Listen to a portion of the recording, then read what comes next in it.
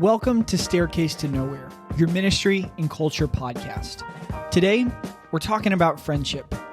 Why is everyone so lonely now and it feels so hard to make friends? Why isn't church the place where real friendships flourish? And why is ministry so lonely?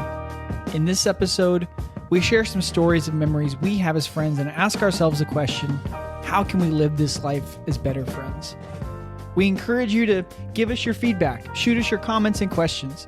If you want, you can send us an email at staircasepod@gmail.com. Or if you're listening on Spotify, just hit that little reply button to tell us what you think of this episode. Thanks again for joining us. We hope you enjoy this conversation.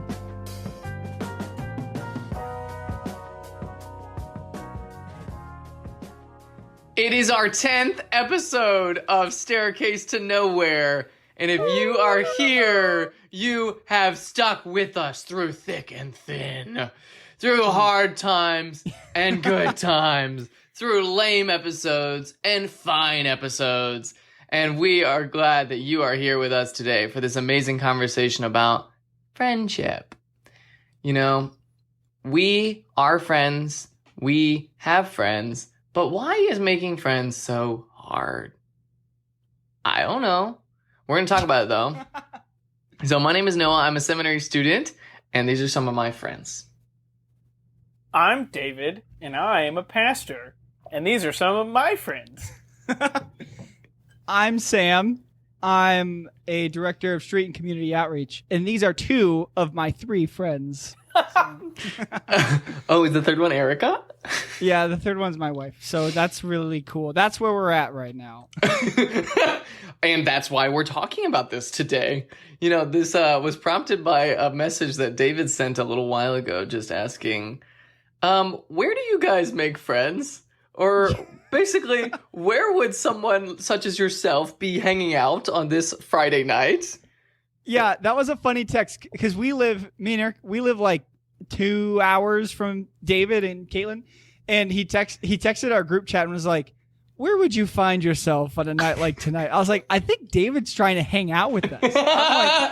I'm like, it's already like 6:30. I don't really want to coordinate this. So it really threw me off, but it was a genuine question of like, how the heck do we make friends? Because it ain't what. I had just listened to some Bruce Springsteen. I was in a weird mood, and I needed to figure out where to find some friends. Bruce. He always does that to me, so. Wow. Do it. Yeah. Well, I want to get us started just thinking about some funny friends stories. So what are just some goofy things you guys have either done, like with other friends, or stories about us as friends? What do you guys have? Goofy friend happenings. I'll get it started with, it has been so fun. I started my groomsmen group chat. Oh, yeah. Yes. So. Because you're getting married. Yes! And I have 10 groomsmen. We're going crazy. And I formed my group chat yesterday. It is in green bubbles, thanks to one person who will remain nameless. Boo. And I asked the guys, would you please send a goofy photo of us? Oh, yeah. And David memory didn't together. know how to read that. Yeah, did you read it incorrectly or what happened? When I read of us, that's when I said, oh, like when God says, let us make man in our image. Let us as in me. Let us send a picture of ourselves. So you took it as like plural you. Like you all send a photo of you all. But Yes. it was David sent a picture of himself standing in a little creek. making a dam. Making a dam. Adam started it. With a photo of me. You were not in it. Yes, I was. Noah is very obviously in that photo. He's in like a blue leotard. I think there is one photo without Noah in it. No, it's multiple yours now. No, there's one where there's a man in a boat. Were you in that photo? Oh no, I wasn't in that one. Eddie, or Eddie sent a photo just of okay, fine. I followed the directions. I sent a photo of you and me dressed up as lifeguards with short shorts and mustaches. I sent a silly photo. It's a shame this isn't a video podcast, because I know everyone really wants to see that. Yeah. Yeah, no, it was so fun. Everyone just sending these photos because it was just like all of the memories of different seasons and times coming back. And one memory here, David, that I thought was fun was when we stopped at a Target in Lexington to see you when you were down there at seminary, and me and some buddies were driving down to Florida to go home for spring break and enjoy the beach. And we just like randomly stopped and hung out at the Target. Good times. David's crying. No, I think about, I feel like a good, do you remember when we had to road trip to Josh's wedding? Oh, yeah. And I picked you up. I drove from Mississippi to Atlanta to pick you up from the airport. Yes. And like continued driving.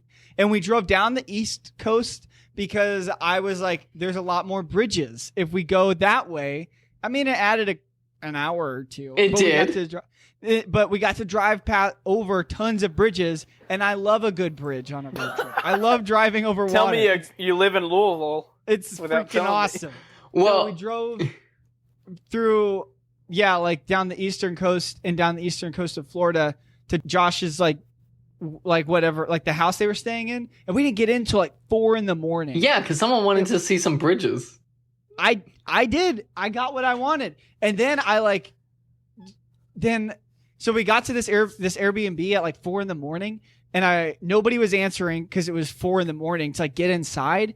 And I went around the back and jumped the fence and was like trying to knock on the door to get in, but I was knocking on the door of the wrong like unit. So I was like at this sliding glass door at 4 a.m. and I saw a bunch of kid toys and like all this stuff. I was like, this cannot be right. Oh, no. And then I turned around and realized I was like a unit off. And then our friend Mike, Fogey opened the door for us and let us in. Yeah. Which made a lot of sense. But and I twisted my ankle when I jumped the fence. So it was and like scraped my knee up. Yeah.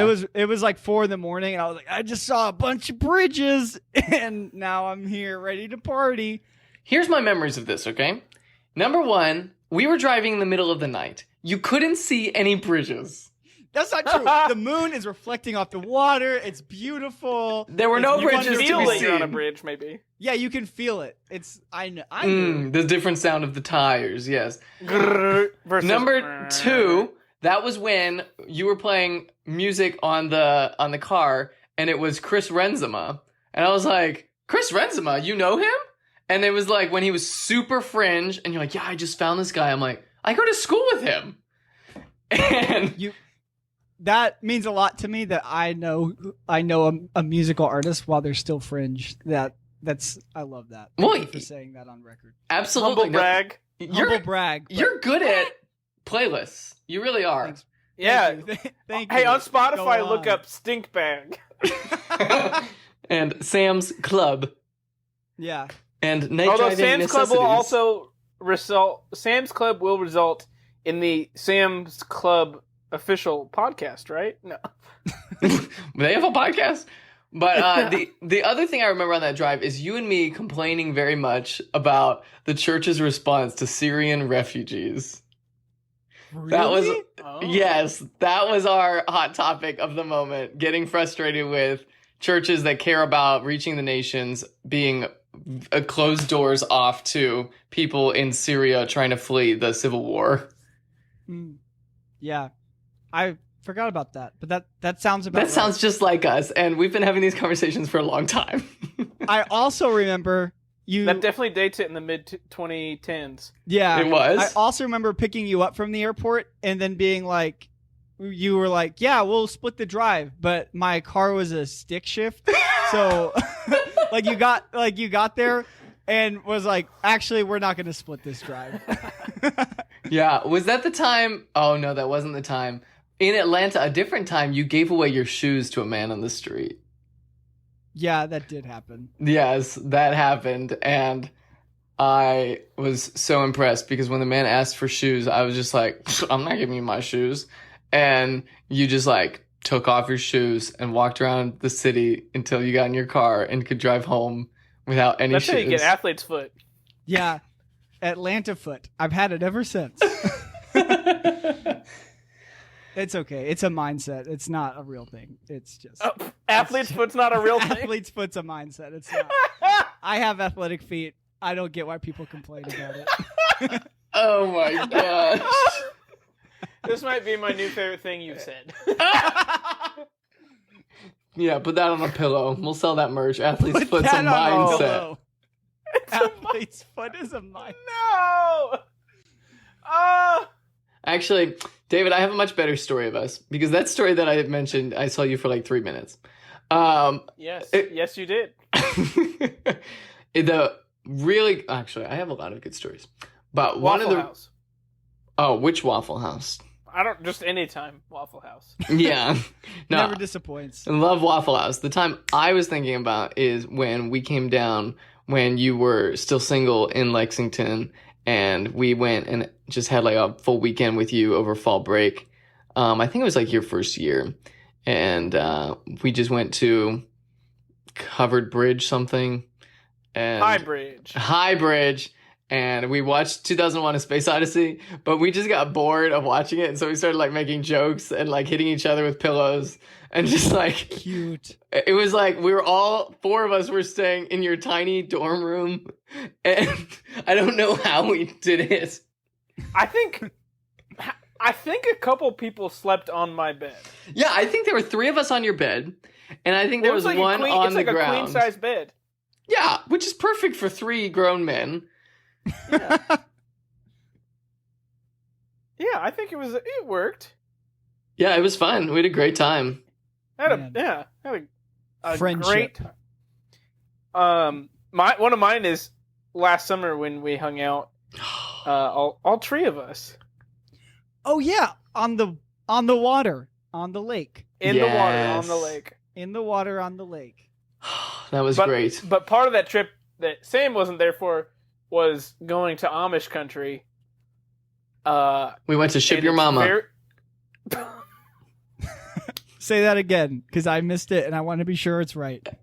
You know, it's not right. Amish country, Ship Your Mama. No. Oh yeah, I know what you're talking about. Oh.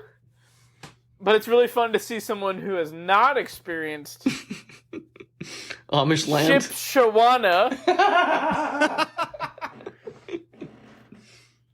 So and Noah got scammed at a flea market and bought a Sure did. popped within like 2 days. I still have it. It's here. No way. This is my Nature's Lounger. You got scammed at an Amish flea market? It wasn't a scam. It just was like, it seemed like such a good deal for this inflatable lounge chair. Yeah, I was gonna say, fill the people in at home on what it is. So it's just imagine a big inflatable like banana. Trash bag? Like it's like a trash bag, but you like, you know how you can take a trash bag and like pull air into it. So imagine that you're doing that, but it's like a really big trash bag, and you pull air into it, and then you tie it up, and then you can sit on it. You sit between two lobes things of air. 2 lobes? There's 2 lobes, and you're laying in between. It's a lounger. It was excellent. Yeah. They really got you. I laid down in it. I was like, this is amazing. I'm having such a good time. And he said $60. I'm like, that's it? And I was like, that's a... I'll give you 100. I was like, that's a steal for this. And I was able to go on your parents' pond with this inflatable raft lounger.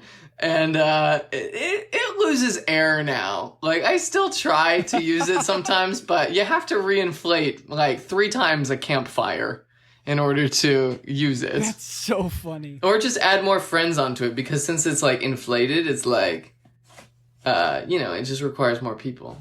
But didn't you take it camping and it didn't work, right? Yes, exactly. Yeah, I was like, I'll sleep on this. And then I was like, it's bigger than my tent. I just love this image of the guy saying $60 and you going, $60? That's all? Boy, oh boy. Yeah, what was I expecting at a flea market? I should have been expecting a lot less than that. $60? I think if you look on Amazon, they're like $40. Absolutely they are. And I was like, dang it. Also, it's like, the experience. I can't find online the brand that I got. So it might be Shipshawana exclusive, because they were selling these different branded things on Facebook Marketplace. Like, you can't buy it like at a real website. It might be a multi-level marketing thing. You can only buy them at yeah, you got one. I did. Does yours inflate? It stays inflated. I have actually. I've used yours at your house. Yes, It's you nice. have. It is nice. Oh yeah, they're $20 on Amazon. Ooh. I might have paid $40, not $60. I'm hoping Yeah, that's it was true. $60, but then he's like, today's a special price only. $45.95 or whatever. And I think I felt pretty special about that. No, it was Yeah. like, I can't not buy it, everybody. It's Yeah. a special day for me. The funniest one is I was jealous of you. I was like, oh, I wish I would have bought one. Yeah, you really were. And that's why why I you have got one. one for Christmas or whatever it was. Yeah, my sister-in-law bought me one, so full circle. Yeah. You held on to that for months. You're like, I really want that.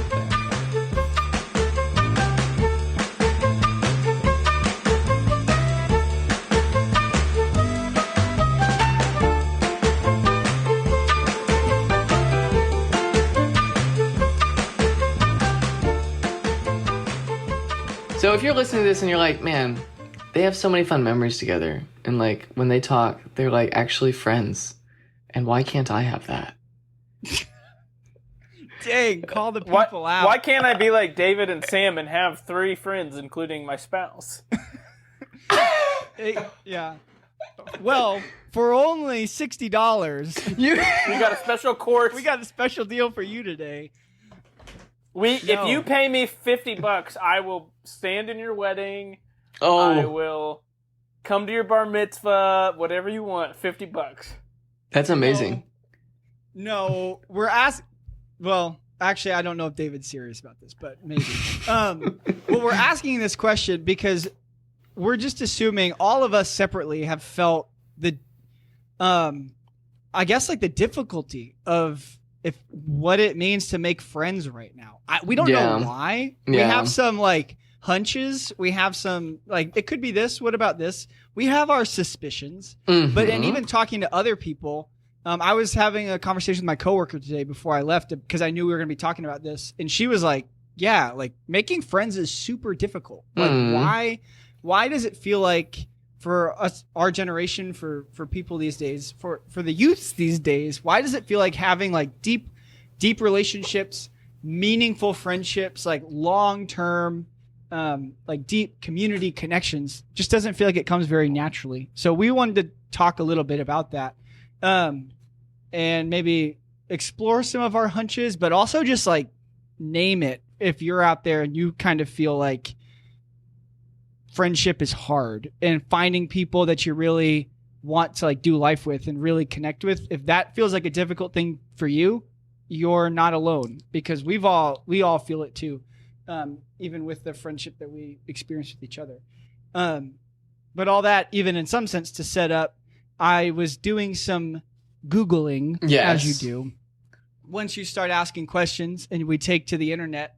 And I found this Harvard study it came out around 2021. And they just had some interesting things to report. I'm going to drop a link to it in the show notes, but just some of their key findings. They reported that 36% of the respondents in their survey on loneliness and connection reported that 36% of people reported feeling severely or frequently lonely, like more often than not, basically. Like 36% of people like reported that, yeah, I feel more often than not, most days, that I feel some sort of sense of loneliness or that I don't have like meaningful connection. And that included 61% of people 18 to 25. So like that, in a lot of the conversations we talk about amongst each other and on this podcast, I think have to do with this next generation or kind of people under like 35. So that number was really interesting to me, that young people specifically, like more than half of young people reported are like, yeah, I feel, more days than not, I feel really lonely, or I feel like a sense of loneliness. So it's really not, it's not uncommon. It's kind of like the new normal, to feel like this impending sense of I'm not, I feel like I don't have friends, or even the friends that I do have, I don't feel like they're enough for me or something. I don't know.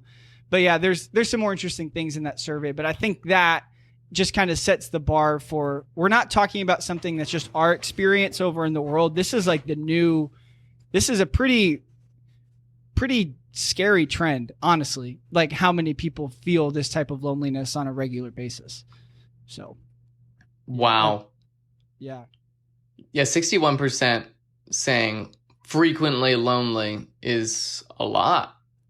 And I think that like the 18 to 25, like that's like your college years. That's like a time when people like would think that, oh my gosh, you have so much time in your life.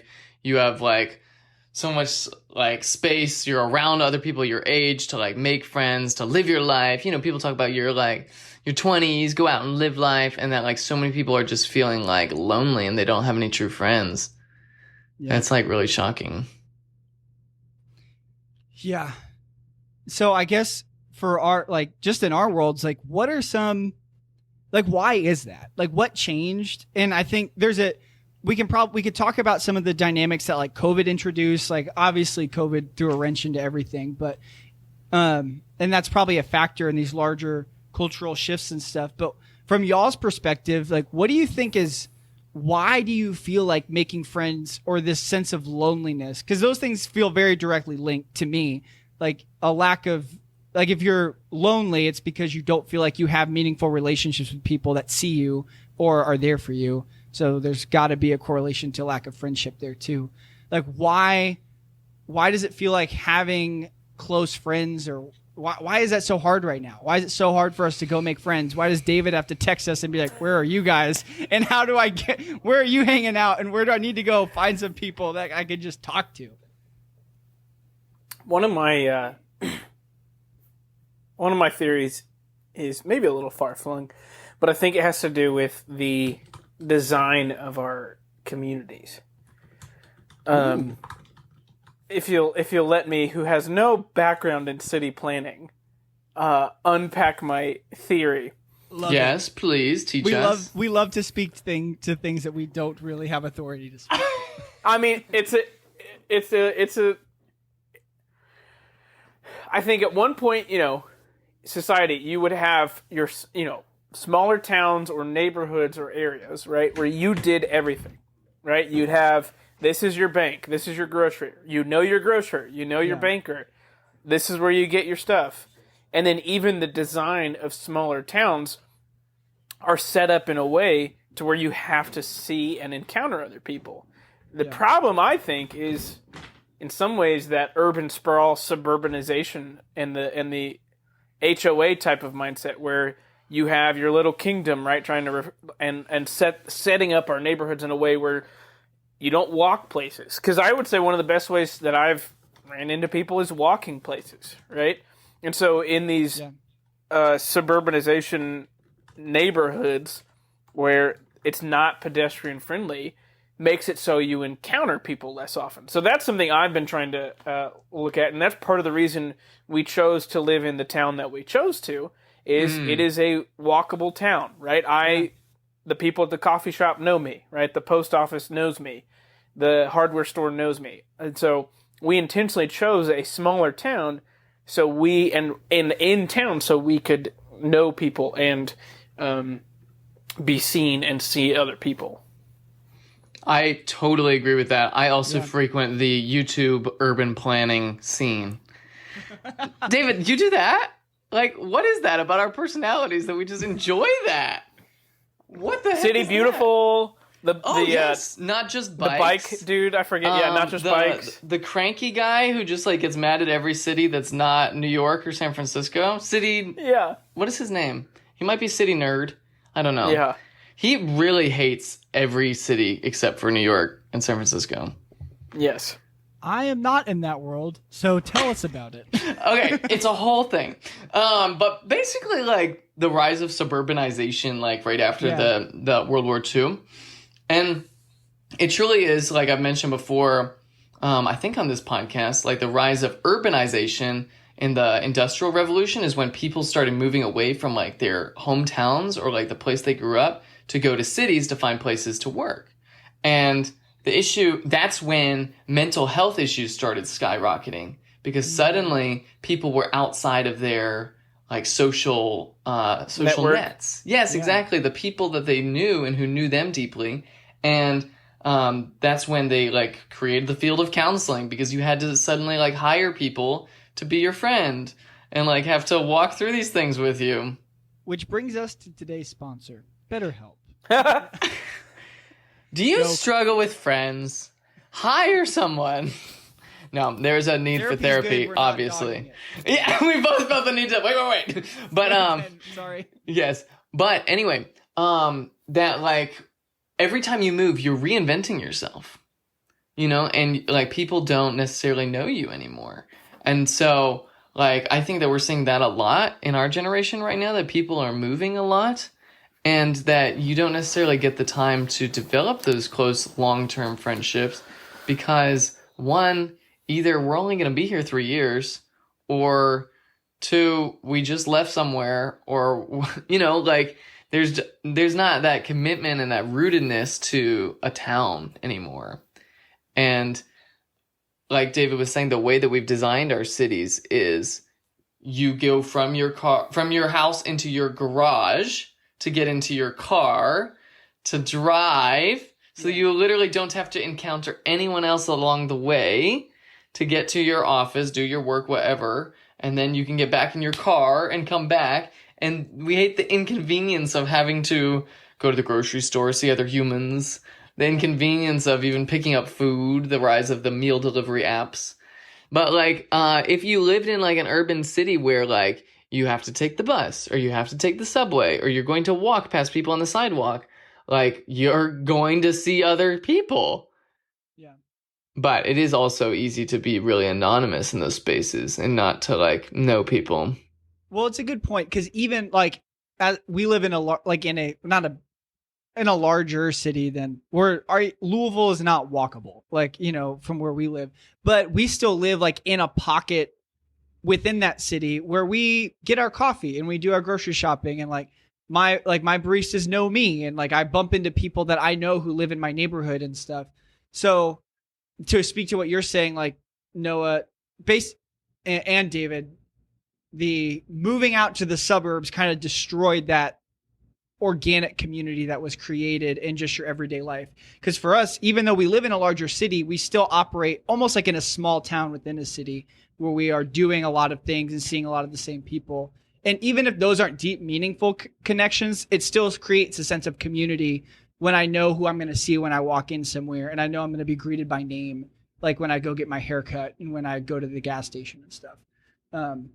So go ahead. Yeah, it really is something that you have to like choose to do, you know, because I think it's interesting now how, like, because of like the internet, because of even phones before that, like you can be closer to someone who lives very far away from you than the person who lives right next to you.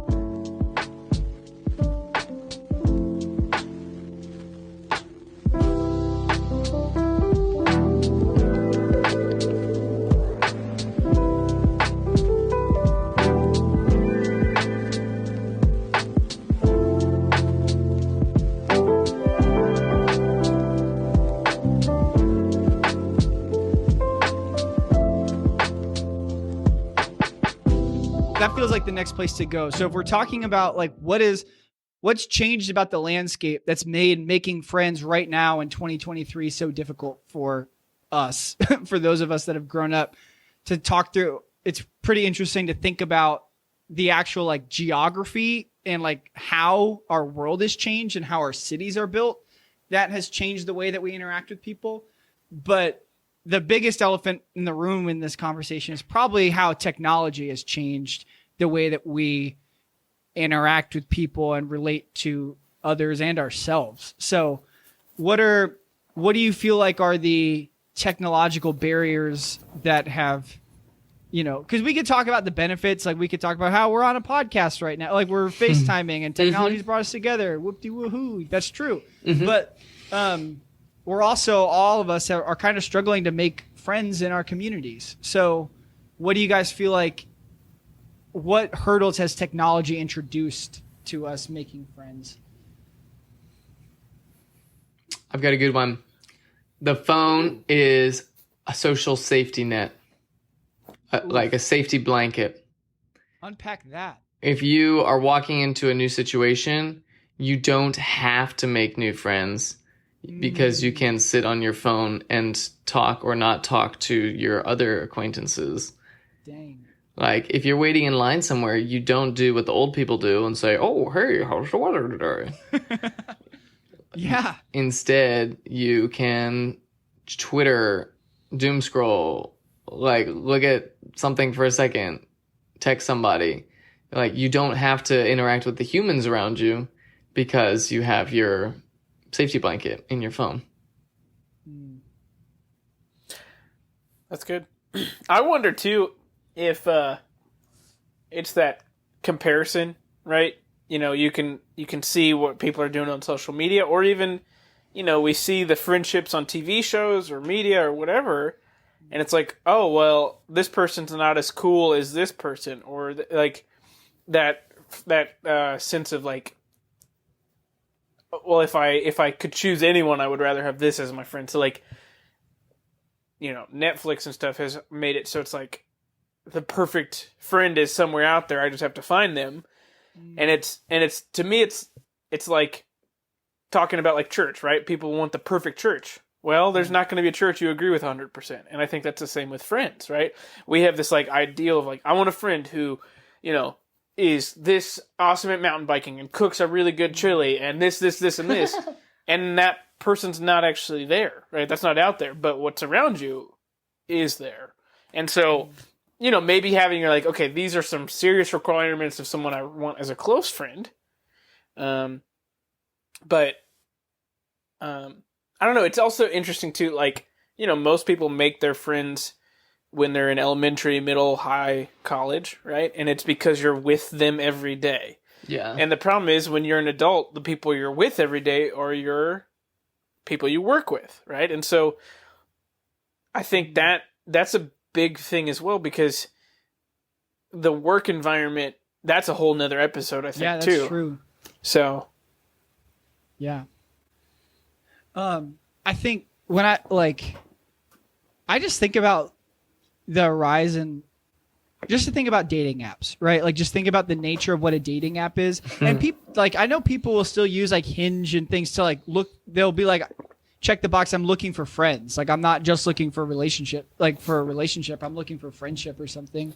But even the nature of finding friends like that, you kind of look at a picture and you get a quick summary of who this person is. And it's, you know, here's some of the interesting things, and you make a decision on whether or not they're worth your time. Like, basically, like, you know, do I put them in the I want to continue, or I don't really, or I'm moving on category. And like, that sounds cold, but that's really what's happening is people are going, and I think that just speaks to almost the, I don't know, like, in some ways, like, relationships and people are becoming more and more disposable, or like, if they don't serve me, then I cut them off, or I don't, like, you know, you just move on. And that's really, friendships are forged through really difficult things. Like, you know, David, we haven't hung out that much, but we've been through some difficult times together when we have hung out. And, camaraderie through trauma. Yeah, trauma bonding through stuff. But, like, you know, I just think in our culture, especially in relationships, we're just told, we are taught to run from things that are hard, or when people make us uncomfortable. Like, we are right now, the cultural, like, consensus is that you can't, I don't want to say cancel because that's the buzzword, but like, you kind of distance yourself, or you set clear boundaries with them and be like, well, I don't want to be around them or something. But I just think that, what I'm trying to say is, I think that relationships and friendships in general, we're looking like you said, David, for the perfect person. We're trying to find people that just fit these boxes. And when people don't, right off the bat, we're like, oh, it's not. And that we're all fighting that. Like, I'm fighting that too. The hard thing is to find people who are, like see that and know that and want to swim against the current and like link arms and say, you know, we're going to be friends. And you know what I mean? I think that's part of like what needs to happen is people realizing that we have a serious lack of friendship in our lives, like in our day-to-day as a culture, like in the church, just in America, like we are missing something that we really need. And it's hard to combat that unless you find people that recognize it and then are willing to like journey with you side by side and try to do something about it, you know. But I just was going to restate just that, kind of this term of like utilitarian relationship. Like it has to serve a function. This person has to do X, Y, and Z for me. And if they're not doing that, then I should probably just move on. And yeah, I think I also would just like to add to the mile wide and inch deep relationships we feel on social media. Where I've got 1,000 friends on Facebook, I think. And I remember being like in high school and being like, I want 1,000 friends. Because Noah had 1,000 friends. Oh my gosh. And I was like, Noah has 1,000 friends. I want 1,000 friends. And now, but like, I know all these random things about people on Facebook. Like I know when they get a new dog and I know when they go to the hospital, but I like couldn't tell you anything about them personally. Like about who, you know, there's a lot that we have all these superficial, like fake, you know, this like counterfeit intimacy with people when we just see highlights, but then we just feel lonely at the end of the day. So just to tag that on there. Oof. I think that the key of what you were saying there with the utilitarian relationships is that we're very self-centered. That it's really all about me. It's how do you serve me? Do you make me feel happy? And if not, then I don't need you in my life. But like, there's no commitment, you know, and friendship is like the least defined of relationships, right? Like people don't just say like, we're friends. Like, yes, let's be friends. And I think that can be a really hard thing. And we need those spaces where we like are with people in proximity, you know, because when you like spend significant time together, that's when you start to recognize if you want to grow deeper with them and be friends with them. Yeah. I think about what you said, Sam, when you said men especially need an activity to do together. Yeah. And that when we have an activity, it's like so much easier just to start talking about things and being together. And like for my roommate, Michael, good friend of the podcast. Good friend of mine. Great guy. That's a callback. Yes. When we moved in together, the first day I met him, he was doing a workout in the house here. And I said, do you like to work out? And he said, yeah. And I said, I want to work out. And he said, oh, cool. And so I said, let's go to the gym together. And he's like, great. I was like, we set 3 days a week to go to the gym.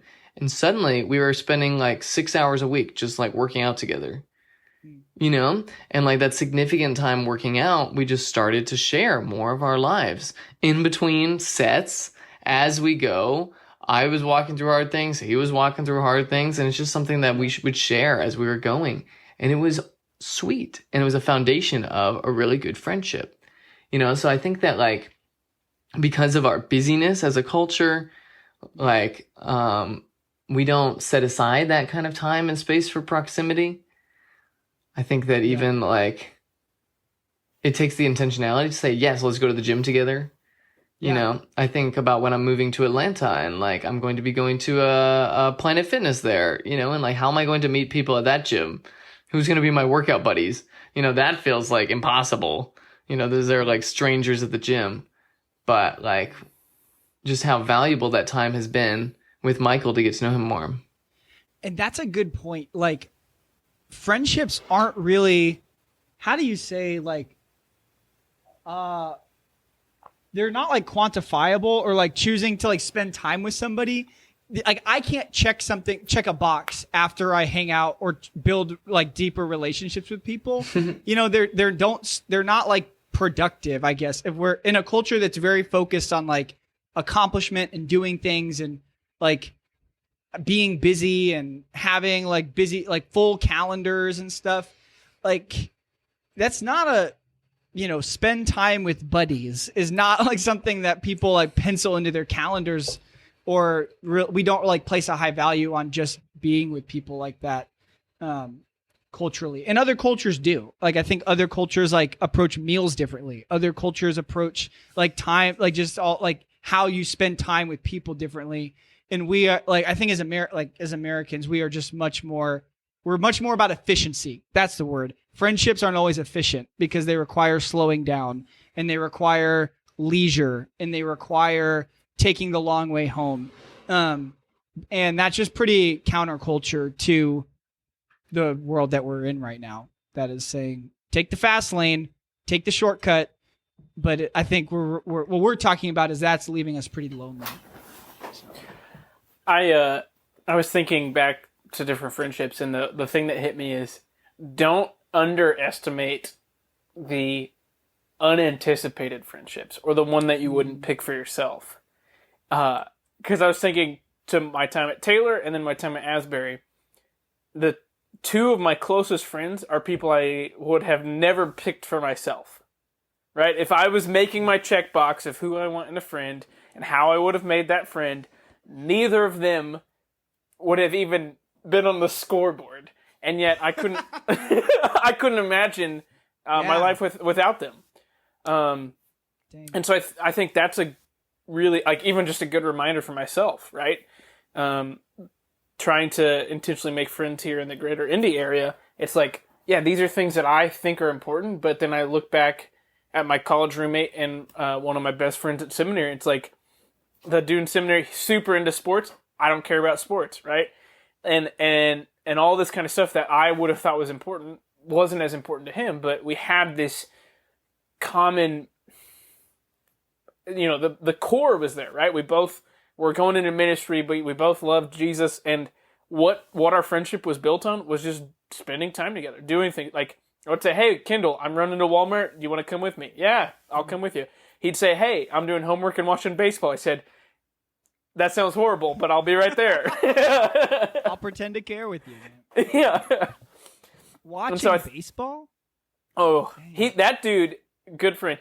There was one year he only missed, like, I think he said like 20 or 30 games. And if you know anything about the MLB, that's crazy. Yeah.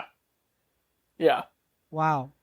If you are listening and you like to watch baseball, you're not a fan of our podcast. We don't understand. Yeah. Better help. This is a group intervention. Yeah.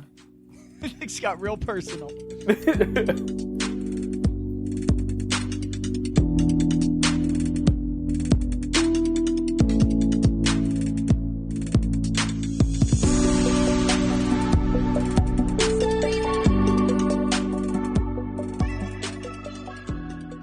But that leads us really well to, if only God had created a network of social relationships for humans to find social support and mutual care and love.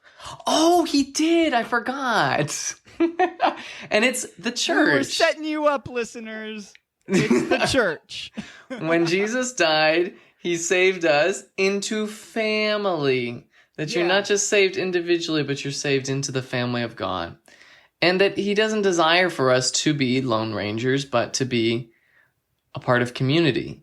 And so why doesn't the church operate that way? Or why do you think it's difficult even in church settings to build friendships and relationships? Because Jesus said to his disciples in John, remember when he said, I no longer call you servants, I call you friends. He said that to us. And so that's why it's hard? No, I just wanted to get that in there. Oh, yes. I remembered it and wanted to say it. I know the verse. Yeah. Why is our church, what's wrong with our church culture that making friendships is difficult? I would say, we've talked about this before, but like the new like church planting movements, or like the churches that are being planted now, I think are picking up on this and are placing a higher emphasis on community groups, placing a higher emphasis on, like you've said, the new family of God that the church is supposed to be, like brothers and sisters. And and stuff. So I think that there is some course correction happening. Like at the church we're attending now, before the who's ever reading the scripture that morning, they introduce themselves as so-and-so, a part of so-and-so's community group. Like there's a higher emphasis. Yeah. So there's like intentionality and emphasis about like, these are my people and like, this is that. But I think that is a course correction because there's maybe some things about church culture that have gotten off course. David, you were talking earlier about small towns and how you used to know your grocer and your barber and your cobbler in the 1800s. But like, it was also very normal to know your pastor. And I know there's a lot of people in America right now who don't really know their pastors. Like having a friendship with their pastor when I grew up, my lead pastor had a security team. Like you couldn't try to be there was definitely it felt like there was a relational wall up there. So I just think that is just in how, I don't know what exactly I'm getting at, but yeah, I think that for a while we haven't had churches that are like placing a high value on this personally. I don't know. Somebody put words in my mouth or do something with that. I think it just comes back to that individualism and just the kind of like way that we structure church to come in, everybody faces forward, the thing happens on the stage, you're there to watch. That's how you participate, and that's not really relational because like we're side by side in the pews. We're not like meeting each other except for the turn and greet your neighbor for 10 seconds. Which everybody hates. Everyone hates it. It's so awkward. Just let me be, And then the pastor is separated up on the stage or behind the pulpit, or there's the in older churches there's the sacristy where they're at before the service, or like today we would call that the green room. So there's like a space where they keep the holy things. There's a space. Wait, what's a sacristy? I've never heard that one. Yes, you have. You studied sacramental theology. You know exactly what that is. It's where they. I'm impressed you knew that word. It's the room in the church where a priest prepares for service, where vestments and other things used in worship are kept. That's a great word of the day. Sacristy. Oh, the sacristy has been defiled. No. But anyway. Friendship. So, like, yes, if our pastors and church leaders are spending time before and after the service hiding away in a room to go up onto the stage and then disappear, they're not going to like build relationships in the community. They're not going to build friends. They're going to build a separation relationship where it's about how you present yourself. And I think, Sam, you and I picked up on that as high school kids serving as leaders in youth group, that like it was so much about the way that people perceived us, Yeah. And you go. No, I really like that was when I was a youth minister in Mississippi when I was very young. It was like that was a lot of my inner like turmoil, or that was really hard for me, was feeling like I had to be really stoic or really like I had to present myself as a minister and I couldn't be like friends with the people in my age group or something.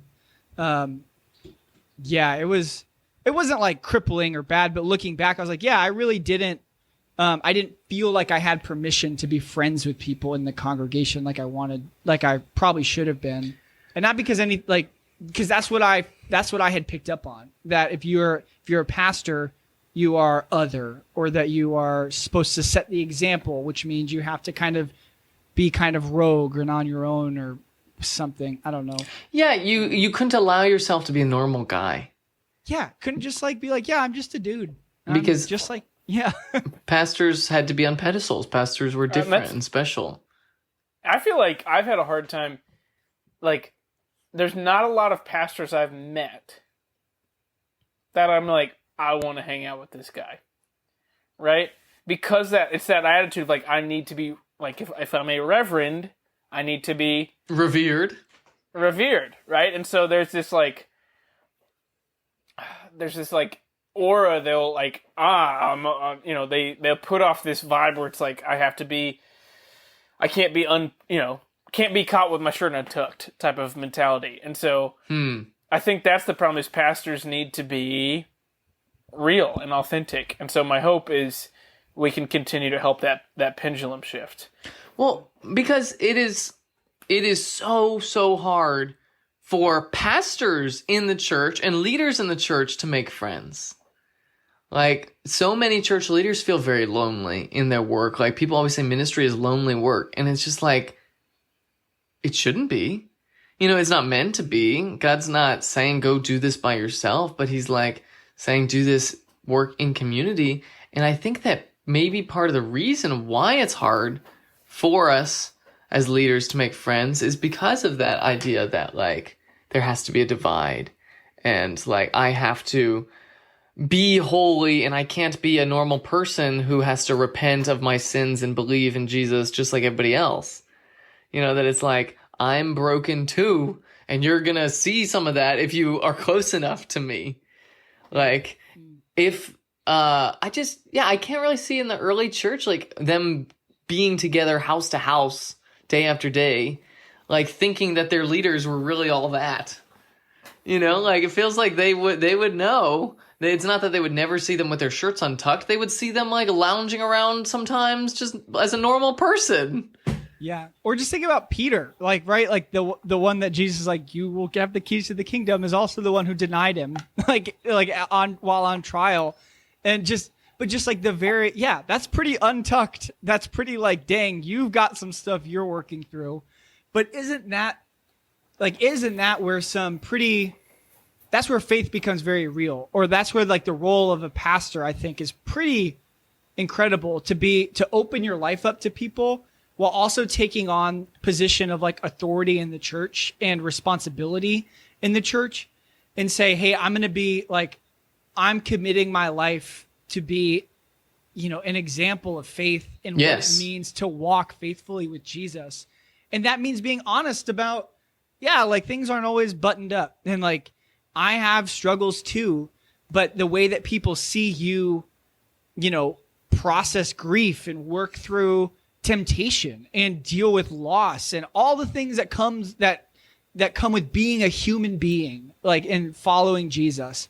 And, like, people actually seeing that in ministers and being close to that. Like, that's pretty, I think that's the opposite of that would be, the very stoic pastor who you really don't know anything about, who just feels like they have it all together. They're always, like, buttoned up and always have a Bible verse to spout out, like, or whatever. You know what I mean? Like, those are the two opposites, and ends of the, maybe not complete opposites, but finding that middle of, intentionally as ministers taking up the call to serve the church in a special way, but also not feeling like that removes us from just normal life with people and being honest with people and sharing our lives with people. And that's what I think as we're unpacking, that's what I feel like we've missed, or we've gotten away from that. At least in my circles, we're missing that.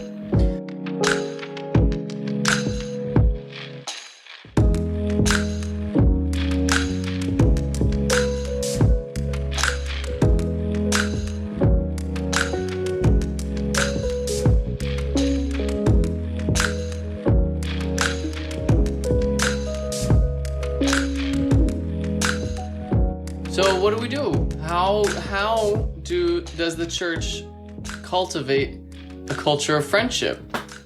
I don't know. I think this is going to be not a hot take. Do the staircase. Say this. Somebody say the staircase thing. So our staircase to somewhere today is sponsored by Staircases. I think, and maybe this is an old wine, new wineskin kind of situation, but I feel like that an easy next step for a lot of churches is reintegrating a midweek meal service opportunity. Ooh. I know it's kind of old school, but it's a way where you sit down, you have a meal with the random people in your church. It's a good way to get to know the old ladies and old men at the church, right? And you intentionally set that time aside to eat with those people and then to go and do a Bible study, right? To me, the Wednesday, like your classic Wednesday night service, is going to be more aligned with your church history, right? Where you share a meal together and then you discuss the word together. And so I think a renewal, reinvigoration of your midweek meal and service is a pretty easy step a lot of churches could take to fix this problem. Says the guy who isn't doing it at his church. So take that with a grain of salt.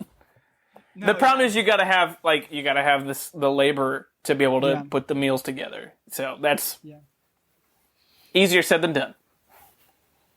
I think the on a church level, like if we're talking like what can churches do, I think continuing to place emphasis on the like incarnate, in person, like intertwining our lives together to where it is like when church spills over into our messy living rooms, that's when I think beautiful things start to happen. When church spills over into long car rides together, and church spills into, the whatever, those moments when it's not just in this sanctioned building, but it's really in the most intimate part of our lives and what it means for us to be just the people that we are. That's when church really, I think, and it can be beautiful in all these places, but I think that's what we need as a culture, is church to really infiltrate those spaces. And that takes intentionality, and that takes sacrificing efficiency, because it is more efficient to have a building where people go to sing the songs and do the thing than it is to like from specific time to specific time. Yeah, according to planning center, as like, so everybody gets out at lunch, but sacrificing efficiency for the sake of friendship in the church and deeper relationship, I think is something that needs to happen. Yeah, I think it's something that our pastors and leaders have to model. Like it's something that we need to teach as a church, that it's not just about like coming in to watch, but it's participating in the family, and that it's not about consumerism, but it's about what can I give, not what can I get out of this.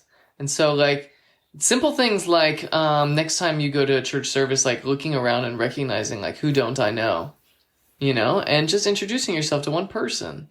That's something that any church attender could do as a way to just start getting to know people better and kind of like start turning off that like that focus of just individual spiritual experience rather than communal.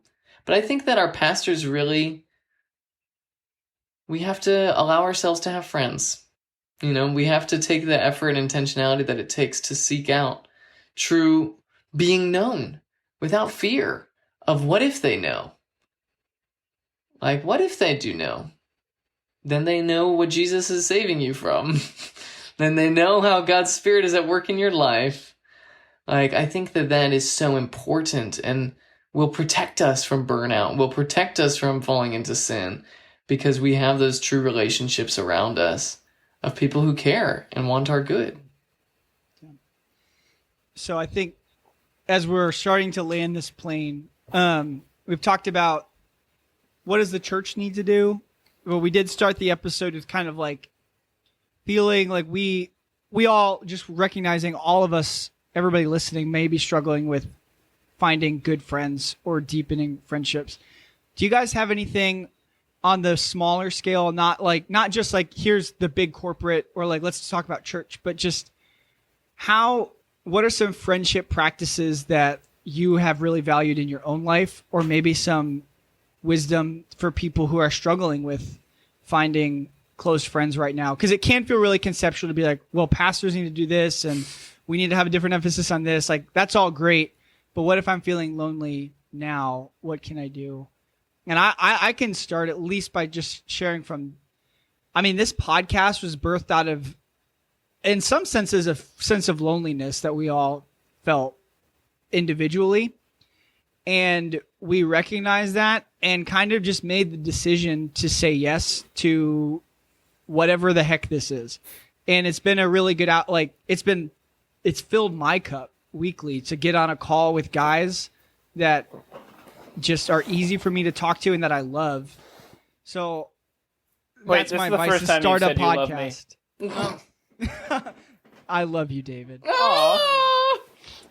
But I think if you are struggling, start a podcast. That's a funny. Yeah, that's the advice: is start a podcast. No, but I think if you probably have somebody in your life, even if you don't live close to them, that somebody that does fill your cup, somebody that does like recharge your battery. And I would really encourage you to tell them that you need to create intentional time to talk to them for your own emotional, for your own emotional health. Like, be honest about your need and say, hey, as a friend, I need you on Mondays from 5:30 to 6:30. I really do, for a season, and see where that goes. Because it's been really good for me to have guys that I've just been like, look, I need you. Can we just talk? And it's been really so. Even if you feel like they're not in your city, even if it is a long distance thing, hopefully it is in your city, but do the hard thing and set time aside and sacrifice to invest in that relationship or those relationships. That's my advice. Absolutely. Yes. My advice is initiate. I hear from people all the time. Nobody reaches out to me. And I think that we need to reach out to people. If you're really waiting on someone to call or text you, just call and text them. If you're feeling like nobody invites me to do anything, invite a couple people to do something. There's so few people who are initiating that when you do, people are going to be like, oh, that's really nice of you. Yeah. Even if they can't do it this time, you took this step, and that's valuable to follow through with that. I know that this last year, me and Sam talked every Monday, basically, for an entire year. And it just became it was my day off of work, and I knew that Sam got out around 3 or 4 o'clock. And so I would call him, and we would catch up. And we went through rough season last year, right? Yeah. And it meant so much to me to know that Sam and I had Mondays, that we would talk, and that we would walk through things, even though we lived over 1,000 miles apart. And he was so, so, so important to me in that time to be able to work through some really difficult things. And it just started with thinking, man, I would really like to talk to Sam more. Yeah. And I think that we have really grown in our friendship in the last few years, even though we live so far away from each other. And it is beautiful, how God can continue to do that when we will intentionally set aside the time. Yeah. I like the reminder that everyone's friendly. No, I'm not. Sorry, let me restart that. No one is friendly. Everyone is lonely, right? What do we say? 60-something% of people feel. So it's a good reminder. So for me, when I go to Home Depot and I see that dude, I'm like, hey, he looks like I could be friends with him. Go approach strangers. Don't listen to your mom from kindergarten. Go talk to strangers. Talk. Yeah. Yeah, you're grown. They can't hurt you. Well, they can, but You're big. You're a big boy. I'm a big boy. I could be a linebacker. Shakes his head. I would say a specific note to at least to guys as a guy, but probably to ladies too. Don't underestimate the value of doing things together. Doing a podcast, working on a project, building my garage. Building a garage this summer. Working out, playing a game you like. Yeah, don't feel like you have to just... Noah and I were able to pick up the phone and talk because we did have a pretty decent friendship to start. We have a lot of years of doing fun stuff together. Yeah, I've had really deep friendships. Just find... If you're trying to build it with somebody, don't feel like you have to sit on the couch and be like, just tell me about you. We don't have to do coffee dates. Yeah, go play pickleball, man. Go do it. Go play Ticket to Ride. Just have fun. Or even invite them to go. I honestly, one of my favorite things I did was hey, I gotta go run and do some errands. Yeah. Come do errands with me. Yeah. So. Yeah. Well, gentlemen, would you say we're friends? Yes. David, we are friends. I think we are experts on this subject, so I'm glad that they listen to us then. So you're welcome. Yeah, this one was free. But guys, it was great to talk with you, and I like that idea that, like, you know what? Maybe just our wives or future wives are listening, but it's good for us, and I'm hopeful it can help other people out. So thank you for this 10 years of doing this podcast together. Yeah. Right? A decade. Happy anniversary, you guys. Yeah. Happy anniversary. One podcast episode a year, so we're at 10 years. Wow. It's been real. Well, thank you for listening to Staircase to Nowhere. We are your friends. No, God we're is not. your friend. Yes, And it is. Jesus is your friend, and you can be a good friend. And there's friends out there. Amen. Send us a message on Spotify if you have any comments on how to make friends. And we do read those comments. We love them. Keep them coming. Keep them coming. Send them emails. And that's all I have to say. Noah, you can say our final farewell. Sacristy. See ya on that note. Bye.